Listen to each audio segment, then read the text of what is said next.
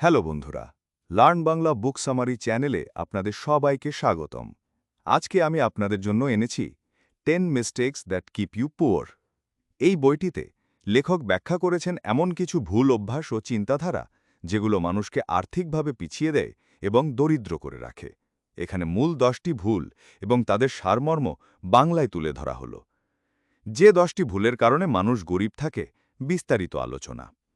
এই বইগুলোর মূল দর্শন হল আর্থিক স্বাধীনতা অর্জন করা একটি প্রক্রিয়া, যা সঠিক জ্ঞান, শৃঙ্খলা এবং দীর্ঘমেয়াদী পরিকল্পনার উপর নির্ভর করে।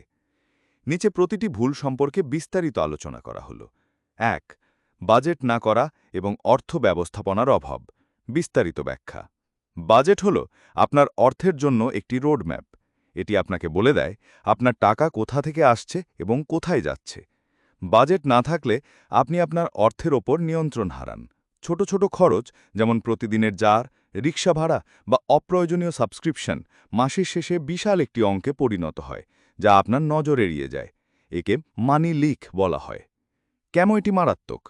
নিয়ন্ত্রণহীন খরচ আপনাকে সঞ্চয় এবং বিনিয়োগ থেকে বিরত রাখে। ফলে আপনি সবসময় টাকার অভাবে ভুগতে থাকেন এবং মাস চলার জন্য পরবর্তী বেতনের অপেক্ষায় থাকেন। এই অবস্থাকে pay check to pay check জীবনযাপন বলা হয়। সমাধান: হিসাব রাখুন। একটি ডায়েরি বা মোবাইল অ্যাপ যেমন মানি ম্যানেজার বা স্পেন্ডি ব্যবহার করে অন্তত 1 মাস আপনার প্রতিটি খরচ টুকে রাখুন। 50-30-20 নিয়ম অনুসরণ করুন।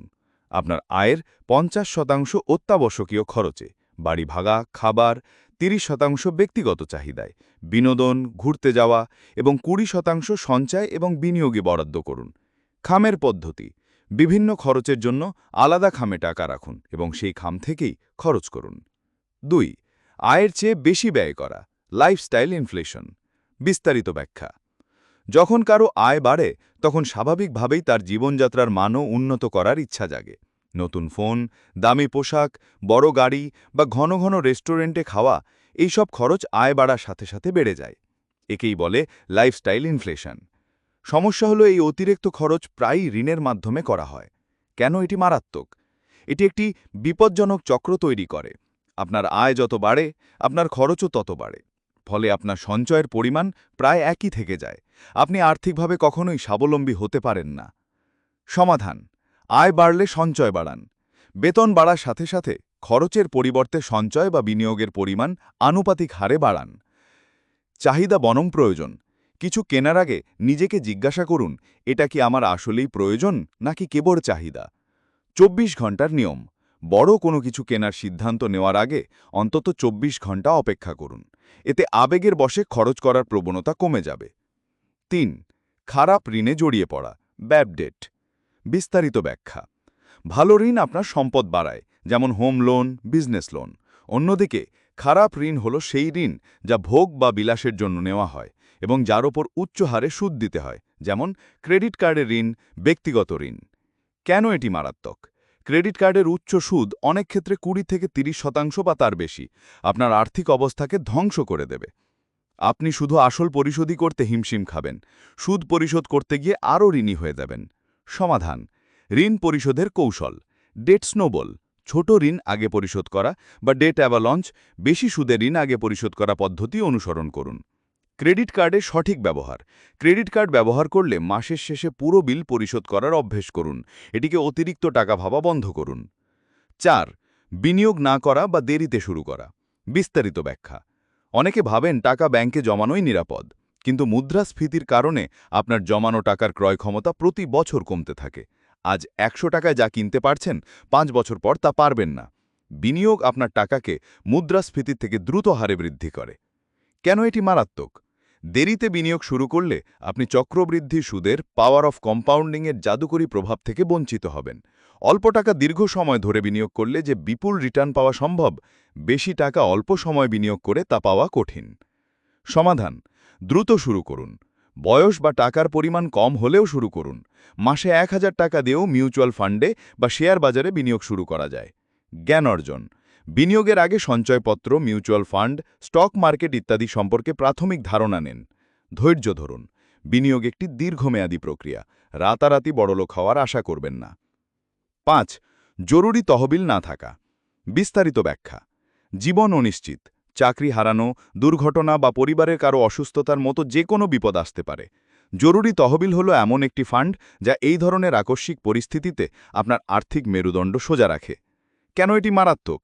এই তহবিল না থাকলে বিপদের সময় আপনাকে হয় জমানো বিনিয়োগ ভাঙতে হবে, নয়তো উচ্চ সুদে ঋণ নিতে হবে। দুটোই আপনার দীর্ঘমেয়াদী আর্থিক পরিকল্পনাকে ধ্বংস করে দেবে। সমাধান: লক্ষ্য নির্ধারণ করুন।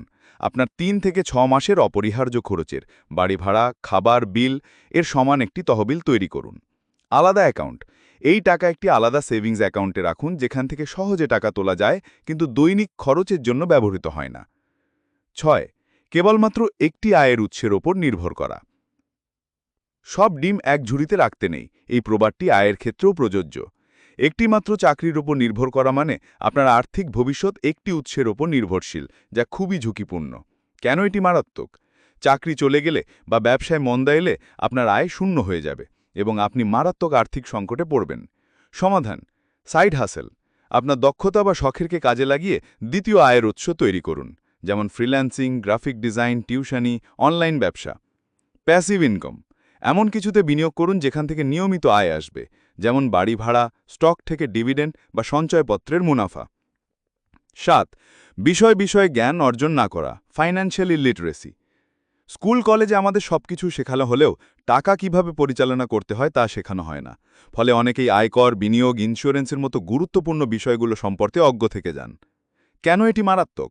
জ্ঞানের অভাবে আপনি ভুল জায়গায় বিনিয়োগ করতে পারেন, প্রতারণার শিকার হতে পারেন বা আপনার কষ্টার্জিত অর্থ সঠিকভাবে বৃদ্ধি করতে ব্যর্থ হতে পারেন। সমাধান: বই পড়ুন। ব্যক্তিগত অর্থ ব্যবস্থাপনা নিয়ে লেখা বই পড়ুন। অনলাইন কোর্স বা রিসোর্স, ইউটিউব বা বিভিন্ন ওয়েবসাইটে অনেক নির্ভরযোগ্য আর্থিক পরামর্শ পাওয়া যায়। শেখা শুরু করুন।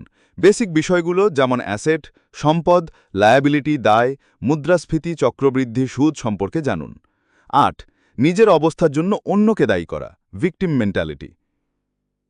বিস্তারিত ব্যাখ্যা: আমার ভাগ্য খারাপ, সরকার কিছু করছে না বা বসের জন্য উন্নতি করতে পারছি না, এই ধরনের মানসিকতা নিজের দায়িত্ব এড়িয়ে যাওয়ার একটি উপায়। কেন এটি মারাত্মক? এই মানসিকতা আপনাকে নিষ্ক্রিয় করে ফেলে। আপনি যদি ভাবেন যে আপনার নিয়ন্ত্রণের বাইরে কোনো কিছু আপনার পরিস্থিতির জন্য দায়ী, তাহলে আপনি উন্নতির চেষ্টাই করবেন না। নিজের দায়িত্ব নিন।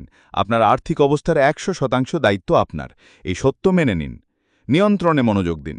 কি আপনার নিয়ন্ত্রণে নেই তা নিয়ে না ভেবে কি আছে, যেমন আপনার খরচ, শেখার ইচ্ছা, পরিশ্রম, সেদিকে মনোযোগ দিন।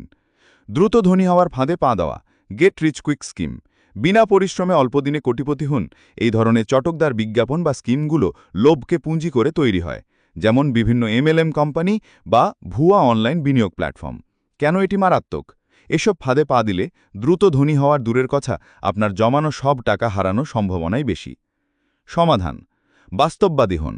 মনে রাখবেন, টেকসই সম্পদ তৈরি করতে সময় ও পরিশ্রম লাগে, এর কোনো শর্টকাট নেই। সন্দেহ করুন। যদি কোনো অফার অবিশ্বাস্য মনে হয়, তাহলে সেটি প্রভাবত ভুয়া। সব সময় ভালোভাবে যাচাই বাছাই করুন। 10. ভুল মানুষের সাথে মেলামেশা করা। আপনার চারপাশের মানুষ আপনার চিন্তাভাবনা এবং অভ্যাসকে ব্যাপকভাবে প্রভাবিত করে। আপনি যদি এমন মানুষের সাথে মেশেন যারা সবসময় টাকা ওড়ানো, অপ্রয়োজনীয় জিনিস কেনা বা আর্থিক বিষয় নিয়ে নেতিবাচক কথা বলে, তাহলে আপনার মধ্যেও সেই অভ্যাসগুলো চলে আসবে। কেন এটি মারাত্মক? ভুল সঙ্গত আপনাকে আপনার আর্থিক লক্ষ্য থেকে দূরে সরিয়ে দেবে। তাদের মতো জীবনযাপন করতে গিয়ে আপনি ঋণগ্রস্ত হয়ে পড়তে পারেন। সমাধান: সঠিক সঙ্গী খুঁজুন। এমন মানুষের সাথে সম্পর্ক তৈরি করুন যারা আর্থিকভাবে সচেতন, সঞ্চয়ী এবং বিনিয়োগে আগ্রহী। আলোচনা করুন। আপনার আর্থিক লক্ষ্য নিয়ে সমমনা বন্ধু বা পরিবারের সদস্যদের সাথে আলোচনা করুন, এতে আপনি অনুপ্রেরণা পাবেন। উপসংহার: আর্থিক স্বাধীনতা মানে শুধু অনেক টাকা উপার্জন করা নয়, বরং উপার্জিত অর্থকে সঠিকভাবে পরিচালনা করে একটি চিন্তামুক্ত ভবিষ্যৎ নিশ্চিত করা। উপরে আলোচিত ভুলগুলো এড়িয়ে চলে এবং একটি শৃঙ্খলাবদ্ধ জীবনযাপনের মাধ্যমে যে কেউই আর্থিক স্বাচ্ছন্দ্যতার পথে হাঁটতে পারে।